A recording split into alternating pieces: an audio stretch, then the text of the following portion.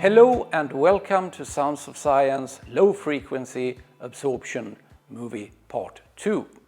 In Part 1 we just talked about the difficulties of absorbing lower frequencies on the wall, which then leads us to the better place to do that, which is the corner.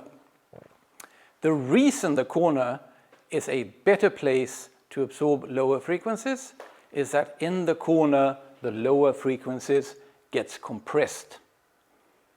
And that's where you want to hit them.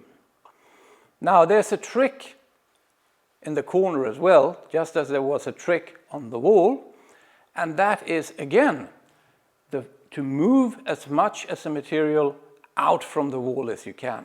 The further out you get from the wall, the lower frequencies you absorb. A good thing with broadband absorbers such as ours is that you do not really need to know which frequency you have a problem with. A broadband absorber absorbs where you have the most energy and does not absorb where you have no energy at all. So let's say you have a peak at 70, that's where the energy is, and that's where it will do most of the absorption. So our superchunk corner is built in such a manner that most of the material is out from the wall.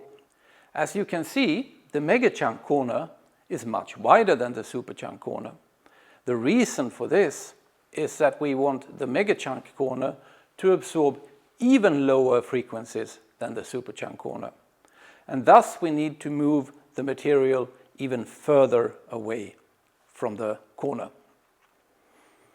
I call it informal product because all of our products are tested at accredited labs, but we cannot test the megachunk corner in an accredited lab because there are no labs big enough.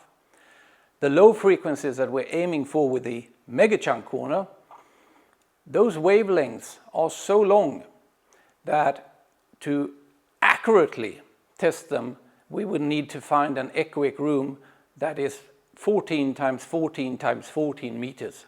And to the best of my knowledge, no one has such a room. It would be gigantic.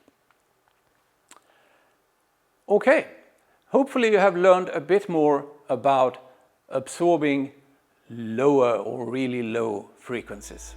Thank you very much.